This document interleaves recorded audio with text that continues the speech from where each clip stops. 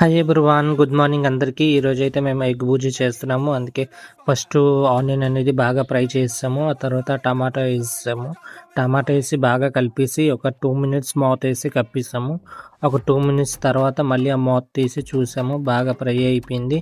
అప్పుడు సాల్టు, ఇంకా పసుపు, ఇంకా కారం, ఇంకా జీలకర్ర పొడి, ఇంకా ధనియాల పొడి బాగా వేసాము. బాగా వేసి బాగా మిక్స్ చేసాము. మిక్స్ చేసి బాగా కలిపేసాము. కలిపేసిన తర్వాత అలా మళ్ళీ ఇంకో 2 మినిట్స్ అలాగా మూత కప్పి ఉంచేసాము. తర్వాత 2 మినిట్స్ తర్వాత మళ్ళీ తీసాము. బాగా కలిపేసాము. తర్వాత ఎగ్ అనేది పగలగొట్టి 3 ఎగ్గులు వేసాము. వేసి బాగా కలిపేసాము. కలిపేసి ఒక 5 నిమిషాలు అంతే. ఫ్రై అనేది కింద అంటుకోకుండా బాగా కలుపుతూ ఉండాలి. లేకుంటే ఎగ్ అనేది అంటేస్తే మళ్ళీ టేస్ట్ మాడిపోతుంది.